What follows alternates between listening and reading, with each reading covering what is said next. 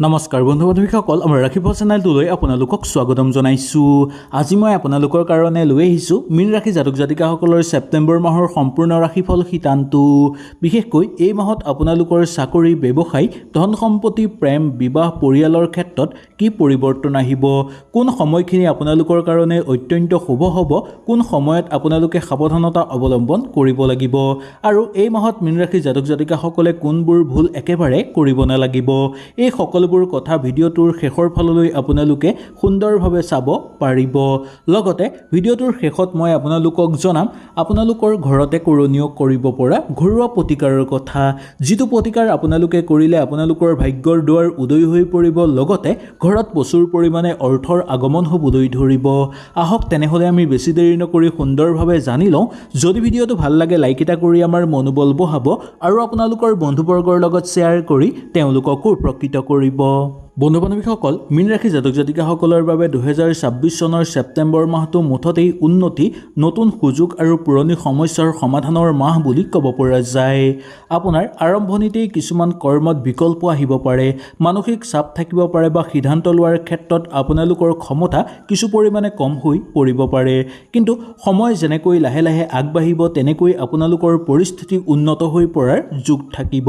বিশেষকৈ মাহৰ মাজভাগলৈ আপোনালোকৰ আত্মবিশ্বাস বৃদ্ধি পাবলৈ ধৰিব, বহুদিন ধৰি ৰৈ থকা কাম হৈ পৰিব আৰু কিছুমান কামত জোখতকৈ বেছি সুযোগ লাভ কৰাৰো প্ৰবল সম্ভাৱনা থাকিব। প্ৰথমতে আমি জানি লওঁ আহক চাকৰি আৰু কেৰিয়াৰৰ বিষয়টো। মীন ৰাশি জাতক জাতিকাসকলৰ এই ছেপ্টেম্বৰ মাহত চাকৰিয়ালসকলৰ কাৰণে যথেষ্ট গুৰুত্বপূৰ্ণ হ'ব। আপোনাৰ ওপৰত নতুন দায়িত্ব আহিব পাৰে, কোনো নতুন প্ৰজেক্ট বা গুৰুত্বপূৰ্ণ কামৰ দায়িত্ব লাভৰ প্ৰবল সম্ভাৱনা আছে। আৰম্ভণিতেই কৰ্মৰ চাপ বেছি যেন লাগিব পাৰে, কিন্তু দায়িত্ব আপোনালোকে সুন্দৰকৈ পালন কৰিলে ভৱিষ্যতে আপোনালোকৰ কেৰিয়াৰৰ ক্ষেত্ৰত ই বহু সহায় কৰা যোগ থাকিব। আপোনাৰ কৰ্মই আপোনালোকক বহুদূৰ আগুৱাই লৈ যোৱাৰ যোগ সূচনা কৰি তুলিব। উচ্চপদস্থ বিষয়াৰ পৰা সুসন্মান অৰ্জন কৰিব পাৰিব। যিসকলে বহুদিন ধৰি চাকৰি বিচাৰি আছে তেওঁলোকৰ কাৰণে মাহৰ মধ্যম ভাগৰ পৰা অত্যন্ত ভাল খবৰ অহাৰ যোগ দেখিবলৈ পাব।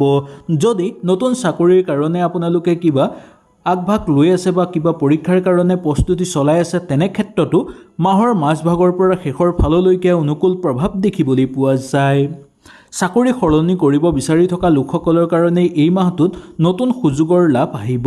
কিন্তু এটা কথা আপোনালোকে মনত ৰাখিব, কেৱল অধিক দৰমহাৰ আশাত আপোনালোকে তৎক্ষণাত চাকৰি সলনি নকৰাটোৱেই মংগলময়। নতুন চাকৰি সলোৱাৰ ক্ষেত্ৰত ভালদৰে পৰীক্ষা নিৰীক্ষা কৰিব, তাৰ পিছতহে সলাবলৈ চেষ্টা কৰিব। ইয়াৰ পিছত আমি জানিম এতিয়া ধন আৰু আৰ্থিক অৱস্থাৰ কথা।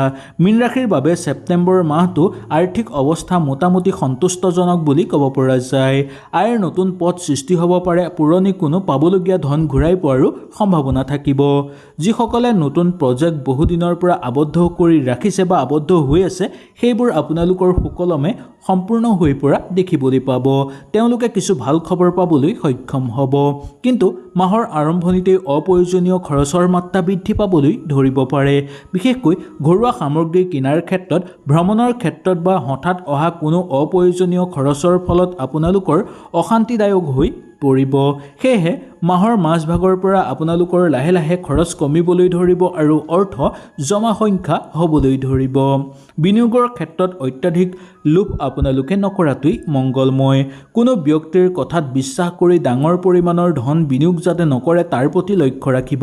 যদি কিবা কাৰণত ডাঙৰ ধন বিনিয়োগ কৰিবলগীয়া হয় তেনেহ'লে উচ্চপদস্থ বিষয়াৰ লগত ভালদৰে আলোচনা কৰিব, নাইবা ঘৰৰ মানুহৰ লগত ভালকৈ পৰামৰ্শ লোৱাৰ পিছতহে আপোনালোকে সেই ধন বিনিয়োগ কৰিব। এতিয়া আমি জানি লওঁ আহক প্ৰেমৰ জীৱনৰ কথা। মীন ৰাশি জাতক জাতিকাসকল যদি অবিবাহিত, তেওঁলোকৰ কাৰণে এই ছেপ্টেম্বৰ মাহটো অত্যন্ত শুভ আৰু আকৰ্ষণীয় মাহ বুলি ক'ব পৰা যায়। আপোনালোকৰ জীৱনত নতুন কোনো ব্যক্তিৰ আগমন ঘটিব পাৰে। যদি কাৰোবাক প্ৰেমৰ প্ৰস্তাৱ দিম বুলি ভাবিছে তেনে ক্ষেত্ৰত আপোনালোকে দিব পাৰিব।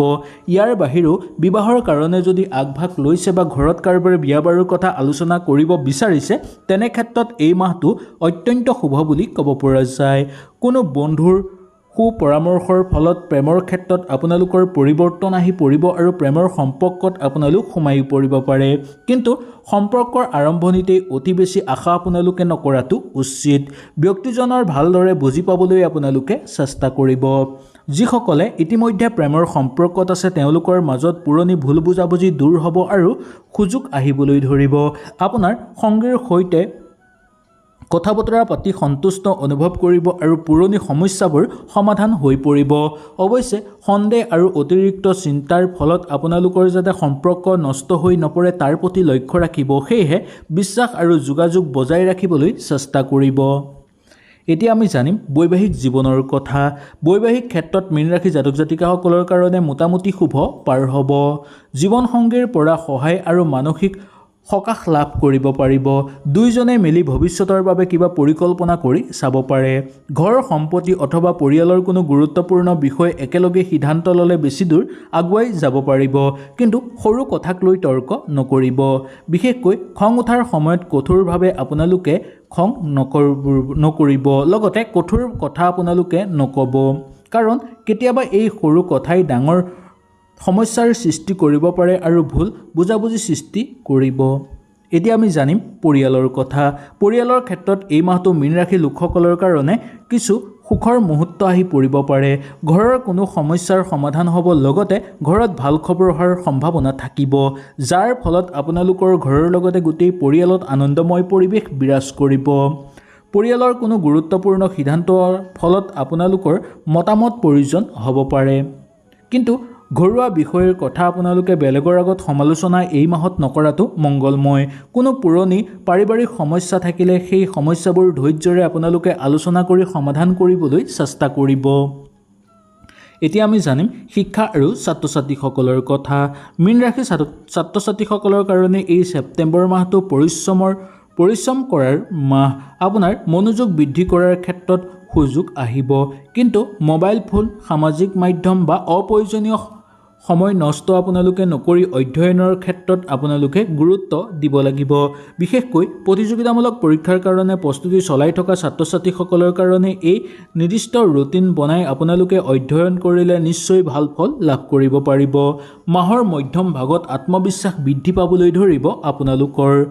এতিয়া আমি জানো স্বাস্থ্যৰ কথা। স্বাস্থ্যৰ ক্ষেত্ৰত আপোনালোকে বিশেষকৈ সাৱধানতা অৱলম্বন কৰিব লাগিব। বিশেষকৈ আপোনালোকে খোৱা লোৱাৰ ক্ষেত্ৰত সাৱধান হ'ব আৰু লগতে ঘৰৰ কোনো স্বাস্থ্যজনীয় সমস্যাই দেখা দিবলৈ ধৰিব পাৰে। সেইকাৰণে ঘৰত যদি কাৰোবাৰ স্বাস্থ্যৰ অৱনতি হয় তেনেহ'লে তৎক্ষণাত ডক্তৰৰ পৰামৰ্শ ল'ব। ইয়াৰ উপৰিও পিতৃ মাতৃৰ স্বাস্থ্যৰ প্ৰতি বিশেষকৈ আপোনালোকে লক্ষ্য ৰাখিবলৈ চেষ্টা কৰিব।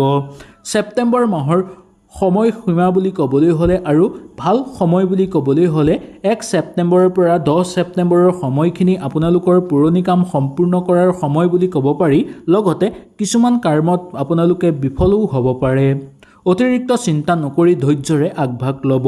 11 ছেপ্টেম্বৰৰ পৰা 20 ছেপ্টেম্বৰৰ সময়খিনি আপোনালোকৰ কাৰণে তুলনামূলকভাৱে ভাল বুলি ক'ব পৰা যায়। চাকৰি ব্যৱসায় ধনৰ ক্ষেত্ৰত নতুন সুযোগ লাভৰ সম্ভাৱনা আছে।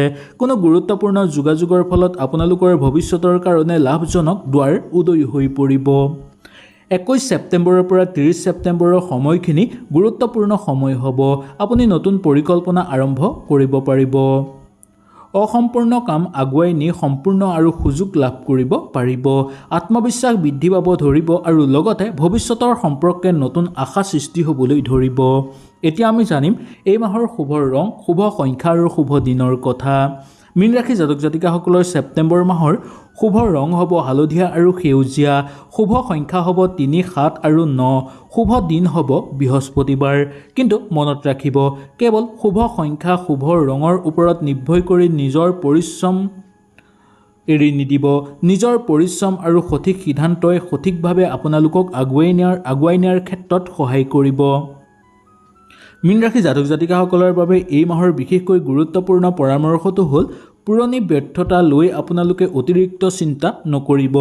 যি কাম আগতেই সফল হ'ব নোৱাৰিলে সেই কামত আপোনালোকে বেছিকৈ ভাবিগুনি নাথাকি নতুন পৰিকল্পনাৰ আৰম্ভ কৰিলে নতুন সুযোগ জীৱনলৈ আহিব। আপোনাৰ জীৱনত পৰিৱৰ্তন আহিবলৈ আৰম্ভ কৰিব, কিন্তু সেই পৰিৱৰ্তনৰ ফলত সফল কৰি তুলিবলৈ আপোনালোকে নিজেই পৰিশ্ৰম কৰিব লাগিব, ধৈৰ্য ৰাখিব লাগিব, সঠিক সিদ্ধান্ত আপোনালোকে সময়মতে ল'ব লাগিব। আৰু এটা কথা, সকলো মানুহে নিজৰ ব্যক্তিগত পৰিকল্পনা জনাই নাথাকিব বা সকলো মানুহৰ আগত আপোনালোকে নিজৰ পৰিকল্পনাৰ কথা নোকোৱাটো উচিত। কেতিয়াবা বেলেগৰ পৰামৰ্শৰ মতে আপোনালোকে আগবাঢ়ি যাবলগীয়া হ'লে তেতিয়াহ'লে আপোনালোকে খুব সাৱধানতা অৱলম্বন কৰিব। হয়তো এই ভিডিঅ'টোৰ যোগেদি সুন্দৰভাৱে আপোনালোকে বুজি পালে। যদি কিবা অসুবিধা পালে নিশ্চয় মোক তলত কমেণ্ট কৰি জনাব। তেনেহ'লে আজিলৈ আপোনালোকৰ ওচৰৰ পৰা বিদায় লৈছোঁ। কালিলৈ পুনৰ আপোনালোকক লগ পোৱাৰ প্ৰতিশ্ৰুতিৰে আজিলৈ নমস্কাৰ।